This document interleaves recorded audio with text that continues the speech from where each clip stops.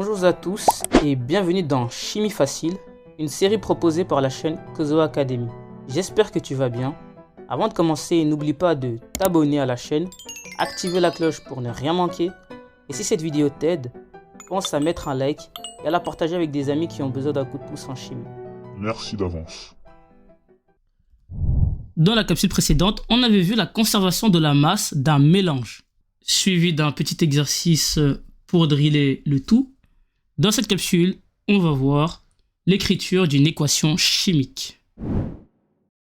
Dans un premier temps, on va voir un rappel sur les réactions chimiques, puis on verra une expérience sur l'électrolyse de l'eau. Encore, oui, je sais. Et puis on terminera par une définition. Et tout cela nous permettra donc de comprendre l'écriture chimique. On commence donc avec le rappel. Qu'est-ce qu'une réaction chimique déjà ? Alors dans la dernière vidéo, on avait vu que c'était un processus au cours duquel des molécules échangent des atomes pour former de nouvelles substances, avec des propriétés donc différentes. On avait vu qu'une réaction chimique a lieu chaque fois que des corps disparaissent, entre guillemets. Pourquoi ? Parce qu'en réalité, ils se transforment pour devenir d'autres corps aux propriétés différentes. Les réactifs, ce sont les corps de départ. Les produits, ce sont les corps qu'on obtient à la fin de la réaction, c'est-à-dire les réactifs transformés. C'est ça les produits. N'hésite pas à aller revoir la dernière vidéo qui en parle justement si le terme te paraît un peu chinois. On continue avec ceux qui ont déjà regardé la dernière vidéo. Que tu retiennes celui-là ou celui-là, c'est la même chose. Donc si tu préfères savoir qu'une réaction chimique, eh bien c'est un processus du coup où les réactifs se transforment en produits. Voilà, retiens-le comme tu le souhaites. En tout cas, voilà, moi ce que j'aime bien, c'est me dire que une réaction chimique, c'est un processus au cours duquel les réactifs deviennent des produits. Et donc les réactifs, c'est quoi ? Eh bien, c'est les molécules. Et les produits, c'est quoi ? Eh bien, c'est les nouvelles molécules qui seront formées. Parce que les réactifs, du coup, les molécules de départ, vont échanger leurs atomes. Tiens, moi je te donne carbone et toi tu me donnes oxygène. Voilà, c'est ce qui se passe. Et donc à la fin, on n'a plus les mêmes molécules. C'est un peu ça, la réaction chimique. J'espère que maintenant c'est clair. Maintenant qu'on a fait le rappel, on va passer à l'expérience de l'électrolyse de l'eau. Ce schéma, eh bien, c'est le schéma d'une électrolyse de l'eau et on l'avait déjà rencontré, oui, dans l'UA1. D'ailleurs, tu trouveras le lien vers l'UA1, en tout cas la partie où j'en parlais, en description. On continue. Donc, voilà un peu ce qui se passe lorsqu'on fait une électrolyse de l'eau. L'eau, rappelle-toi, c'est H2O. Donc ici, lorsqu'on fait une électrolyse de l'eau, eh bien, mes molécules d'eau s'ionisent. Et donc ici, j'aurai 2 hydrogènes plus, parce que dans ma molécule d'eau, j'ai 2 hydrogènes. Et là, j'ai un oxygène moins, parce que j'ai une molécule d'oxygène. Alors, pourquoi plus, pourquoi moins ? On avait déjà vu la notion de cation. D'ailleurs, c'est faux. Ici, il y a une erreur, c'est 2 moins. Donc, je vais la corriger. Voilà, là, c'est mieux. Oui, parce que l'oxygène est chargé doublement négatif lorsqu'il est sous forme d'anion. La notion de cation, anion, ion, il y a un chapitre que j'ai fait spécialement pour ces 3 termes. Donc, n'hésite pas à aller les voir. Je te mettrai les liens en description, il n'y a pas de souci. On continue donc. Ici, on a nos 2 électrodes, la cathode et l'anode.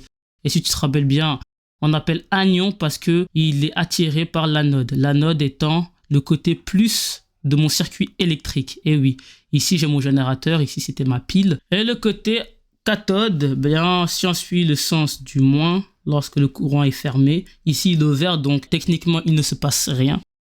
L'électrolyse se passe lorsque le courant électrique circule dans l'eau. Voilà c'est quoi l'électrolyse.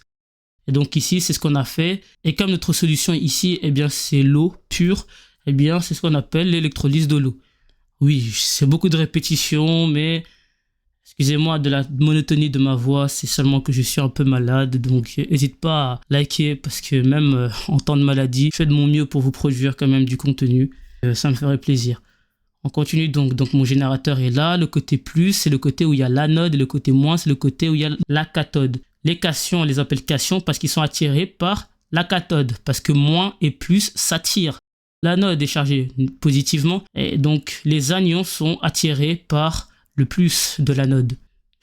Voilà, je tenais à le clarifier parce que beaucoup d'élèves confondent souvent l'anode avec l'anion et disent que l'anode est chargée négativement alors que pas du tout. Bref, Ce que j'ai effectué là, c'est donc une réaction chimique. Pourquoi? Eh bien, on va le voir tout de suite.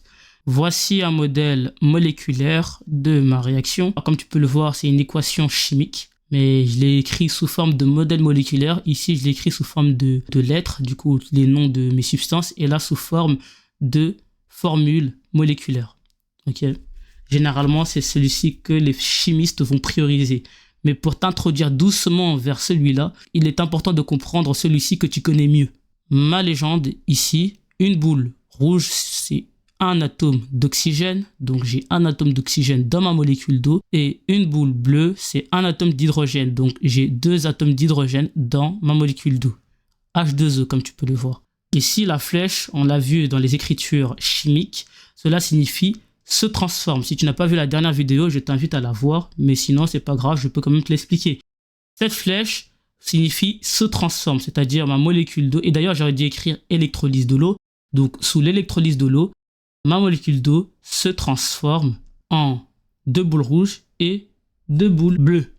Alors pour ceux qui sont avancés en chimie, vous allez me dire oui mais non, il y a une erreur, nanani, nanana. T'en fais pas, je le sais qu'il y a une erreur, c'est vraiment pour que tout le monde suive. Donc oui, je sais qu'il y a une erreur, je la corrigerai dans pas longtemps, mais il faut que tout le monde suive le train.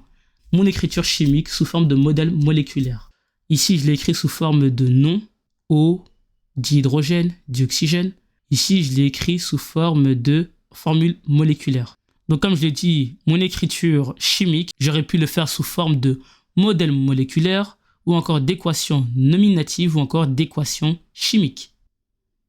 Et là, j'ajoute un petit disclaimer.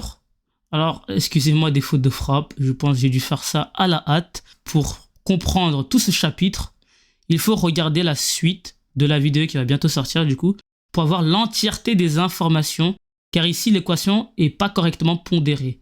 Pour ceux qui ont vu qu'il y a quand même une erreur, j'ai mal écrit mon équation, eh bien c'est normal, c'est pour que tout le monde suive le train. Et si tu veux comprendre là où est l'erreur, parce que sûrement tu ne la vois pas, regarde la vidéo suivante, que je te mettrai en haut à droite ou dans la description. Et si j'oublie, n'hésite pas à me le rappeler dans les commentaires. Et dans cette vidéo-là, donc, je vais expliquer la pondération et l'erreur que j'ai fait en écrivant mon équation de la sorte. Bien. On a vu l'électrolyse de l'eau, ainsi que l'écriture de la réaction chimique, c'est-à-dire l'équation chimique. On va maintenant voir une définition. Ok, c'est quoi une équation chimique? Eh bien, une équation chimique, c'est comme une phrase en langage scientifique. Elle utilise des symboles comme H2O pour désigner l'eau, pour décrire ce qui se passe quand des substances, qu'on appelle les réactifs, se transforment en d'autres substances, qu'on appelle les produits. Donc, il y a les réactifs qui se transforment, la flèche, en produits. C'est ça, une équation chimique. Si tu ne sais pas ce qu'est une réaction chimique, ne t'en fais pas. Dans cette playlist, tu trouveras dans les vidéos précédentes une qui en parle. On peut continuer. Ça, c'est l'équation chimique de mon électrolyse d'eau. Mon réactif s'est transformé en 2 produits. Du dihydrogène et du dioxygène. Donc, j'ai les réactifs. Ici, c'est ma molécule d'eau. Se transforme, du coup, la flèche, en les produits. Le dihydrogène et le dioxygène. Le plus signifiant est. La vidéo touche à sa fin. J'espère qu'elle t'aura été utile. N'hésite pas à soutenir cette chaîne qui est à but pédagogique, c'est-à-dire à but de soutien scolaire pour les élèves qui ont des cours de chimie de tout niveau. Et en laissant des likes, un abonnement et des commentaires, tu m'encourages à produire davantage et beaucoup plus rapidement ce genre de contenu qui, j'espère, ira jusqu'au niveau terminal. Oui, je m'appuie d'un manuel scolaire très détaillé sur la chimie pour produire mon contenu. Et cela me prend énormément de temps. Et donc, si tu as regardé la vidéo jusqu'ici, commente, soutiens pour m'encourager à continuer dans cette tâche noble. Merci, à bientôt.